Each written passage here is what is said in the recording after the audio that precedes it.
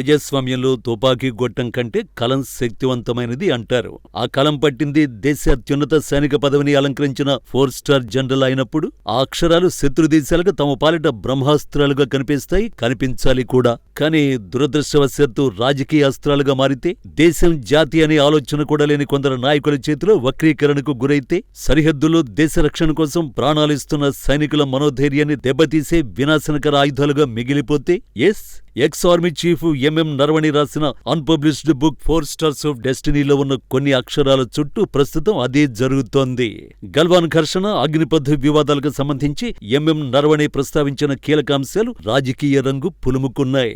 లోక్సభ, రాజ్యసభలను యుద్ధ క్షేత్రాలుగా మార్చేశాయి. అధికార విపక్షాల మధ్య ఎన్నడూ చూడని ఉద్రిక్తతలకు వేదికయ్యాయి. 4 స్టార్ ఆఫ్ డెస్టినీలో ఎంఎం నరవణి అసలేం ప్రస్తావించారు? గల్వాన్ ఘర్షణ, అగ్నిపథ్ వివాదాలపై ఏం రాశారు? ఈ వివాదం ద్వారా ప్రతిపక్ష నేత రాహుల్ గాంధీ దేశానికి ఏం చెప్పదలుచుకున్నారు?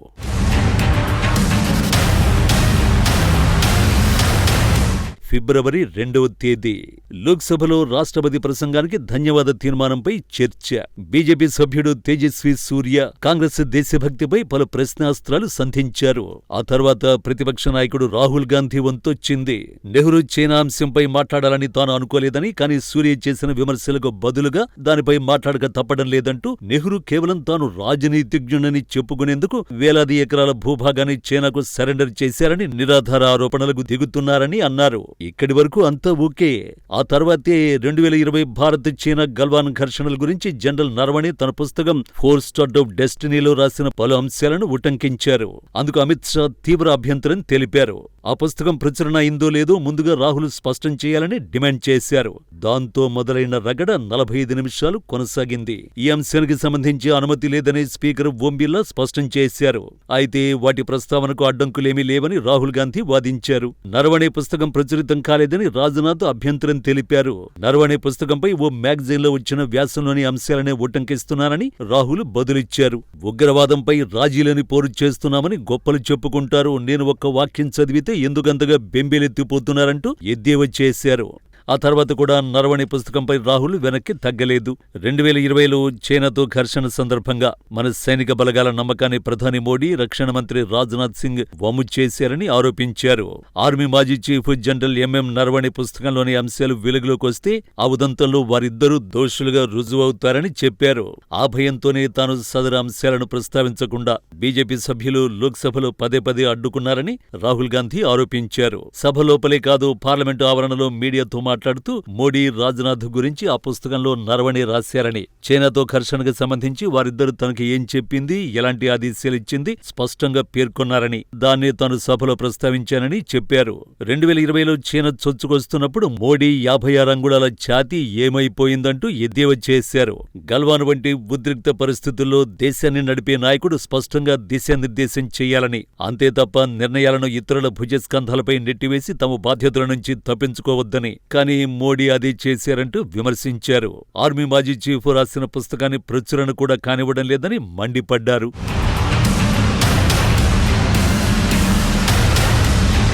ఈసారి రాజ్యసభ వంతు.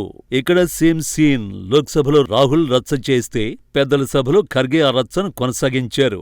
నరవణి పుస్తకంపై లోక్సభలో జరిగిన రచ్చను ప్రస్తావిస్తూ లోక్సభ విపక్ష నేత రాహుల్ గాంధీని కొన్ని అంశాలపై మాట్లాడనివ్వకపోవడం దారుణమని కాంగ్రెస్ చీఫ్ ఆరోపించారు. దేశ ప్రయోజనాలతో ముడిపడిన అంశంపై మాట్లాడే అవకాశాన్ని రాహుల్ గాంధీకి ఇవ్వకపోవడం సరికాదన్నారు. ఈ విధంగా లోక్సభను నడపడం సరికాదని ఖర్గే పేర్కొన్నారు. అయితే ఖర్గే వ్యాఖ్యలపై రాజ్యసభ చైర్మన్ సిపి రాధాకృష్ణన్ అభ్యంతరాన్ని వ్యక్తం చేశారు. లోక్సభ వ్యవహారాల గురించి రాజ్యసభలో ప్రస్తావన తీసుకురాకూడదని అన్నారు. వెంటనే కేంద్ర మంత్రులు జేపీ నడ్డా, కిరణ్ రిజిజు కూడా ఇదే విధమైన అభిప్రాయాన్ని వ్యక్తం చేశారు. లోక్సభ వ్యవహారాల గురించి రాజ్యసభలో మాట్లాడే అవకాశాన్ని ఇచ్చేది లేదన్నారు. దీనికి ఖర్గే బదులిస్తూ రాహుల్ కు మాట్లాడే అవకాశాన్ని ఇవ్వనందువల్లే గత 4 రోజులుగా లోక్సభ కార్యకలాపాలకు విఘాతం కలుగుతోందన్నారు. కేంద్ర ప్రభుత్వ తప్పిదాలను కప్పిపుచ్చుకోవడానికి లోక్సభను నిర్వీర్యం చేయడం సరికాదన్నారు. మోడీ సర్కారు దేశాన్ని మోసం చేస్తోందని మండిపడ్డారు. రాహుల్ మాట్లాడడం మొదలుపెడితే బీజేపీ ప్రభుత్వానికి దురద పుడుతుందని ఎద్దేవా చేశారు. ఇలా ఉభయ సభల్లో బడ్జెట్పై జరగాల్సిన చర్చ కాస్త నరవణి పుస్తకం 4 స్టార్స్ ఆఫ్ డెస్టినీ చుట్టూ రాజకీయ రచ్చగా మారింది.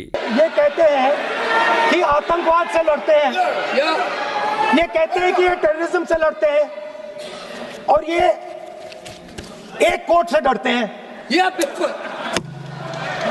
मतलब इसमें क्या चीज है जिससे ये इतना घबरा रहे हैं कि मैं ये नहीं बोल पा रहा हूँ? सदन के अंदर इसमें क्या चीज है? ये झूठ है, ये बोलने का परमिशन नहीं है, ये झूठ है। MM Naravane 4 stars of destiny విషయానికి వద్దాం. నరవణే తన సైనిక జీవితం తాలూకు జ్ఞాపకాలకు 4 స్టార్స్ ఆఫ్ డెస్టినీ పేరిట పుస్తక రూపం ఇచ్చారు. పెంగ్విన్ పబ్లిషింగ్ హౌస్ దాన్ని ప్రచురించాల్సి ఉంది. అందుకు రక్షణ శాఖ అనుమతి కోసం ఏడాదికి పైగా ఎదురు చూస్తున్నట్టు నరవణే 2025 అక్టోబర్లో పేర్కొన్నారు. ఈ నేపథ్యంలోనే ఆ పుస్తకంపై ద క్యారవాన్ మ్యాగజైన్ రీసెంట్ గా కవర్ పేజీ వ్యాసం ప్రచురించింది.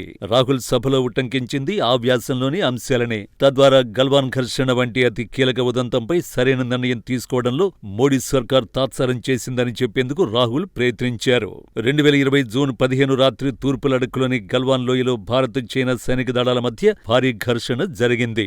ఆ ఘర్షణలో కల్నల్ సంతోష్ కుమార్ తో సహా 20 మంది భారత సైనికులు అమరులయ్యారు. చైనా వైపు కూడా భారీగా ప్రాణనష్టం జరిగింది. సుమారుగా 40 మంది చైనీయులు మరణించారు. అయినప్పటికీ డ్రాగన్ దేశం ఆ వివరాలను బయటకు రానివ్వలేదు. ఆ ఘర్షణల సమయంలో నరవణే ఆర్మీ చీఫ్ గా ఉన్నారు. ఉద్రిక్తతలు పెచ్చరిల్లుతున్న వేళ 2020 ఆగస్టు 31న రక్షణ మంత్రి రాజ్నాథ్ సింగ్ తో తన భేటీ గురించి పుస్తకంలో నరవణే రాశారు. గల్వాన్ ఉద్రిక్తతలపై ప్రధాని మోడీతో మాట్లాడానని తనకు రాజ్నాథ్ చెప్పారని, అది పూర్తిగా సైనిక నిర్ణయం, మీకు ఏది సరైనదనిపిస్తే అలా చేయండి అని ప్రధాని చెప్పినట్టు రక్షణ మంత్రి తనకి చెప్పారన్నారు. దాంతో బాధ్యతంతా పూర్తిగా తనపైన పడినట్టు పేర్కొన్నారు. చైనా దూకుడును అడ్డుకునేందుకు తానే సరైన నిర్ణయం తీసుకోవలసి వచ్చిందని, ఏం చేయాలా అని కొద్ది నిమిషాలు మౌనంగా ఉండిపోయినట్టు 4 స్టార్స్ ఆఫ్ డెస్టినీలో నరవణే రాసుకొచ్చినట్టు క్యారవాన్ వ్యాసం పేర్కొంది. ఈ అంశాలనే లోక్సభలో ఉటంకిస్తూ ప్రధాని మోడీ దేశ భద్రతను గాలి కొదిలేశారని, ఆఖరికి బుక్ రిలీజ్ కాకుండాను అడ్డుకున్నారంటూ విమర్శలకు దిగారు. కానీ రాహుల్ గాంధీ ఆరోపణల్లో అసలు నిజాలేంటి? నిజానికి నరవణే కొన్ని ఇంటర్వ్యూల్లో ఆ సంక్లిష్ట సందర్భంలో ప్రధాని తమకు ఫ్రీ హ్యాండ్ ఇచ్చారని చాలా స్పష్టమైన వ్యాఖ్యలు చేశారు. ఫ్రీ హ్యాండ్ అంటే ఏమిటి? ఏది సముచితమో అది చేయండి అని, ఏది సరైనదనిపిస్తే అది చేయండి అనే మాటను ప్రభుత్వం తన బాధ్యత నుంచి తప్పుకుంది అనడం కువిమర్శ అవుతుంది. ఎందుకంటే అది క్షేత్రస్థాయిలో ఉన్న ఒక సైనిక కమాండర్కి ఇచ్చిన ఆపరేషనల్ ఫ్రీడమ్ గానే సైనిక పరంగా పరిగణించబడుతుంది. యుద్ధ క్షేత్రంలో పరిస్థితులు నిమిషానికి మారిపోతూ ఉంటాయి. ఢిల్లీలో కూర్చుని ప్రతి చిన్న విషయానికి ఆదేశాలు ఇవ్వడం కంటే అక్కడ ప్రత్యక్షంగా పరిస్థితిని చూస్తున్న జనరల్ కు మీ నిర్ణయానికే వదిలేస్తున్నామని చెప్పడం ఉత్తమం. ప్రభుత్వం ఆయన సామర్థ్యంపై పూర్తిగా నమ్మకం ఉంచిందని అర్థం. ఇది సైన్యం నైతిక బలాన్ని పెంచుతుంది. మీరు ఏ నిర్ణయం తీసుకున్నా ప్రభుత్వం మీకు అండగా ఉంటుంది అనే భరోసా ఆ మాటల్లో కనిపిస్తుంది. గతంలో కొన్ని సందర్భాల్లో సైన్యం నిర్ణయం తీసుకోవడానికి వెనకాడడానికి కారణం తర్వాత ప్రభుత్వం తమను సమర్థిస్తుందో లేదో అన్న భయమే. కానీ ఇక్కడ ప్రధాని మోడీ ఆ బాధ్యతను తాను తీసుకుంటానని పరోక్షంగా చెప్పినట్లు అవుతుంది. అది రక్షణ మంత్రి ద్వారా చెప్పించడం అంటే సరైన ఛానల్లో చెప్పడమే. ఇక్కడ మనం గమనించాల్సిన కీలక అంశం రోల్ క్లారిటీ. ఒక సంక్షోభం తలెత్తినప్పుడు ప్రతి వ్యవస్థ తన పరిధిలో స్వతంత్రంగా అదే సమయంలో సమన్వయంతో పనిచేయాల్సి ఉంటుంది. ఈ బాధ్యత ఆ వ్యవస్థను నడిపేవారిదే. గల్వాన్ ఘర్షణ సమయంలో ఆ బాధ్యత ఆర్మీ జనరల్దే. తన పని తాను సక్రమంగా చేయాలంటే ఆపరేషనల్ ఫ్రీడమ్ ఇవ్వడం అత్యవసరం. ప్రధాని మోడీ చేసింది అదే.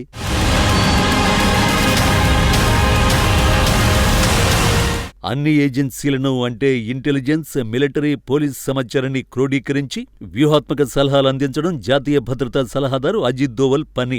ఇది ఒక రకమైన బ్యాక్ ఛానల్ మేనేజ్మెంట్. సరిహద్దులో యుద్ధ వాతావరణం నెలకొన్నప్పుడు ప్రపంచ వేదికలపై దౌత్యపరంగా దేశం వాదనను బలంగా వినిపించడం, చర్చల ద్వారా ఉద్రిక్తతలు తగ్గించడం విదేశీ వ్యవహారాల శాఖ మంత్రి జయశంకర్ బాధ్యత. క్లిష్టమైన సందర్భాలలో సైన్యానికి గైడెన్స్, అవసరమైన ఆదేశాలను జారీ చేయడం, ప్రధానితో సమన్వయం చేసుకునే బాధ్యత రక్షణ మంత్రి రాజ్నాథ్ది. అందరినీ సమన్వయం చేస్తూ దేశ ప్రయోజనాల దృష్ట్యా అంతిమ రాజకీయ నిర్ణయం తీసుకోవడం ప్రధాని బాధ్యత. ఇలా ఎవరి పరిధి వారికుంటుంది. ఆ పరిధులను దాటకూడదు. ఒక ఆర్మీ చీఫ్ తన పరిధిలోని యుద్ధ తంత్రాల గురించి పుస్తకం రాస్తే అది ఓకే. కానీ ప్రధాని రక్షణ మంత్రితో జరిగిన ప్రైవేట్ సంభాషణల్ని బహిర్గతం చేయడం వల్ల భవిష్యత్తులో ఇతర దేశాలతో జరిగే దౌత్య చర్చల్లో మన పట్టు సడలే ప్రమాదం ఉంటుంది. అందుకే అన్ని కలగలిపేయకుండా ఎవరి పరిధిలో వారు ఉండి దేశ రహస్యాలను కాపాడటమే అసలైన రాజనీతిజ్ఞత. ఆ పుస్తకంలో అదే ఉందో లేక ఉన్న అంశాలను రాజకీయ దురుద్దేశాలతో వక్రీకరించి ప్రచారంలోకి తీసుకొస్తున్నారు. ఆ పుస్తకాన్ని తటస్థులు చదివితే గాని క్లారిటీ రాదు. సాధారణంగా సైన్యం, ప్రభుత్వాల మధ్య జరిగే చర్చలు అత్యంత రహస్యంగా ఉంటాయి. ఉండాలి కూడా. వాటిని బహిర్గతం చేయడం వల్ల వ్యవస్థల మధ్య ఉండాల్సిన నమ్మకం దెబ్బతింటుంది. అన్నింటికీ మించి దేశ భద్రతకు సంబంధించిన ఇలాంటి సున్నిత అంశాలు ఎట్టి పరిస్థితుల్లోనూ రాజకీయ అస్త్రాలుగా మారకూడదు. మోడీ సర్కార్ సైన్యానికి పూర్తి స్వేచ్ఛ ఇచ్చిన సందర్భం గల్వాన్ ఘర్షణ ఒక్కటి కాదు. గతంలో చాలా సందర్భాల్లో ప్రధాని మోడీ ఇదే చేశారు. రాజకీయ జోక్యం లేకుండా ఉగ్రదాడులకు ఎప్పుడు, ఎక్కడ, ఎలా సమాధానమివ్వాలో నిర్ణయించుకునే అధికారాన్ని సైనిక బలగాలకు అప్పగించారు. 2016 సెప్టెంబర్ 18న జమ్మూ కశ్మీర్లోని ఊరి సెక్టార్పై జరిగిన దాడిలో 19 మంది సైనికులు వీరమరణం పొందారు. ఆ సమయంలో ప్రధాని సైన్యానికి పూర్తి స్వేచ్ఛను ప్రకటించారు. 2016 సెప్టెంబర్ 29న సర్జికల్ స్ట్రైక్స్ ద్వారా భారత పారా స్పెషల్ ఫోర్సెస్ నియంత్రణ రేఖ దాటి పాక్ ఆక్రమిత కశ్మీర్లోకి వెళ్లి ఉగ్రవాద లాంచ్ ప్యాడ్లను ధ్వంసం చేసి పారేశాయి. ఈ ఆపరేషన్లో సుమారు 35 నుంచి 50 మంది ఉగ్రవాదులు హతమయ్యారు. 2019 ఫిబ్రవరి 14న జరిగిన పుల్వామా ఉగ్రదాడి ఘటనలో 40 మంది సిఆర్పీఎఫ్ జవాన్లు అమరులయ్యారు. అప్పుడు కూడా ప్రధాని సైన్యానికి పూర్తి స్వేచ్ఛ ఇచ్చారు. టైం, స్పాట్ వారే డిసైడ్ చేసుకుంటారని చెప్పారు. తర్వాత జరిపిన ఎయిర్ స్ట్రైక్స్ ద్వారా బాలకోట్లో జైషే ఉగ్రస్థావరాన్ని నేలమట్టం చేసి పారేశారు. ఆ తర్వాతే రాహుల్ చేతులెత్తేశారు అని ఆరోపిస్తున్న గల్వాన్ ఘర్షణ జరిగింది. అప్పుడు మోడీ ఇచ్చిన ఫ్రీడంతోనే సరిహద్దులో భారీగా బలగాల మోహరింపుతో పాటు కైలాస్ శ్రేణిలోని కీలకమైన ఎత్తైన శిఖరాలను స్వాధీనం చేసుకోవడం ద్వారా భారత సైన్యం వ్యూహాత్మక ఆధిక్యాన్ని సాధించింది. చివరగా గత ఏడాది ఏప్రిల్లో పహల్గాంలో జరిగిన ఉగ్రదాడి సమయంలోనూ ఇదే రిపీట్ అయింది. ఈ సందర్భంగా కూడా ప్రభుత్వం సైన్యానికి కంప్లీట్ ఆపరేషనల్ ఫ్రీడమ్ ప్రకటించింది. ఆపరేషన్ సింధూర్, ఆపరేషన్ మహాదేవ్తో మన సైన్యం శత్రు దేశంలో ఎలాంటి విధ్వంసం సృష్టించిందో ప్రత్యేకించి చెప్పాల్సిన అవసరం లేదు. కానీ పూర్తి స్వేచ్ఛ అనే మాట రాహుల్ గాంధీ వంటి కొందరు విపక్ష నాయకులకు చేతులెత్తేయడంలా ఎందుకనిపిస్తుందో మరి.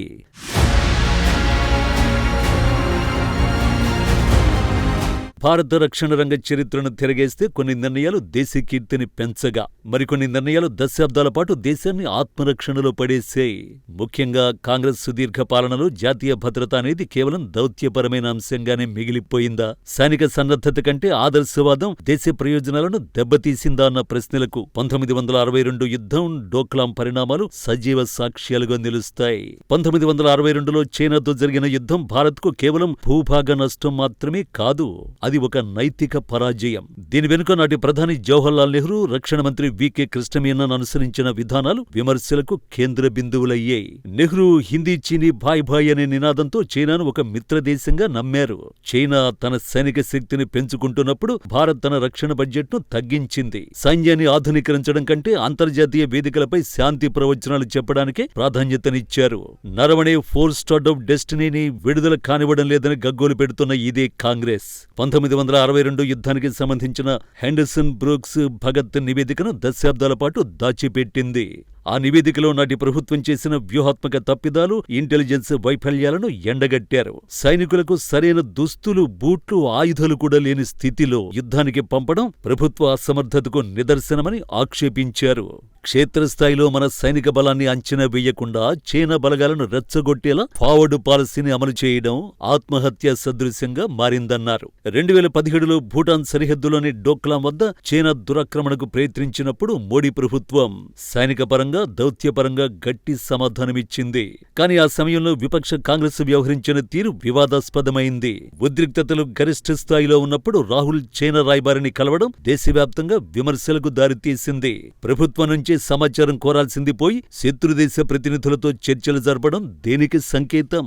సరిహద్దుల్లో సైనికులు ప్రాణాలకు తెగించి పోరాడుతుంటే కాంగ్రెస్ నాయకులు చైనా భాషలో మాట్లాడటం, ప్రభుత్వం భూభాగాన్ని కోల్పోయిందని అసత్య ప్రచారాలు చేయడం వల్ల అంతర్జాతీయంగా భారత్ ప్రతిష్ట దెబ్బతింది. ఇక నరవణే పుస్తకంలో అగ్నిపథ్ గురించి సర్ప్రైజ్ అని రాసిన మాటను రాద్ధాంతం చేస్తున్న కాంగ్రెస్ ముందు నుంచి రక్షణ రంగంలో సంస్కరణల్ని రాజకీయ అస్త్రంగా మలుచుకునే ప్రయత్నాలు చేస్తోందన్న విమర్శలు లేకపోలేదు. రక్షణ రంగంలో సంస్కరణలనేవి నిరంతర ప్రక్రియ. అగ్నిపథ్ వంటి పథకాలపై చర్చ జరగచ్చు, కానీ దాన్ని రాజకీయ అస్త్రంగా మార్చుకుని యువతను రెచ్చగొట్టడం, సైనిక వ్యవస్థలో విభజన తీసుకురావాలని చూడటం దేశహితం కాదు. చైనా మన భూభాగాన్ని కబ్జా చేసిందని విమర్శిస్తున్న రాహుల్ గాంధీకి తమ హయాంలో జరిగిన విషయాలేవీ గుర్తులేవు. 36,000 చదరపు కిలోమీటర్ల ఆక్సాయి చిన్ను గడ్డి కూడా మొలవదంటూ చైనాకు ధారాదత్తం చేశారు. కశ్మీర్లో 5,000 కిలోమీటర్ల భూభాగాన్ని చైనాకు వదిలేశారు. 1971లో 90,000 మంది పాకిస్తాన్ సైనికులు బందీలుగా దొరికిన పాక్ ఆక్రమిత భూభాగాన్ని స్వాధీనం చేసుకుని మన సైనిక ఖైదీలను విడిపించుకోలేకపోయారు. వీటి గురించి మాట్లాడితేనే అన్పబ్లిష్డ్ బుక్ను అడ్డుపెట్టుకుని పార్లమెంటుని స్తంభింపచేస్తున్నారు.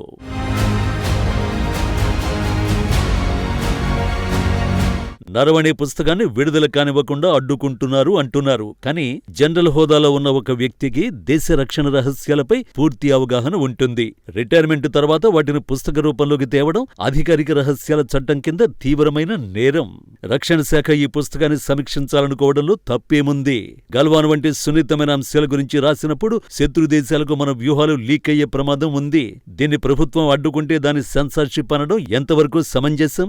గతంలో నెహ్రూ, ఇందిరా, రాజీవ్ గాంధీ హయాంలో జరిగిన అంశాలపై వచ్చిన పుస్తకాలు accident prime minister, emergency time, Bofors కుంభకోణం, మిత్రోంకి ఆర్కైవ్ పుస్తకాల విషయంలో కాంగ్రెస్ చేసిందేంటి? తమ ప్రభుత్వం ఎప్పుడు దేశ భద్రతకే ప్రథమ తాంబూలం ఇస్తుందని బీజేపీ చెబుతోంది.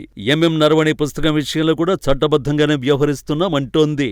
దేశ భద్రతకు ముప్పు కలిగించే లేదా ఇతర దేశాలతో దౌత్య సంబంధాలను దెబ్బతీసే అంశాలు ఉంటే వాటిని సరిచేయాలని లేదా తొలగించాలని ఆదేశించే అధికారం ప్రభుత్వానికి ఉంటుందని పేర్కొంది.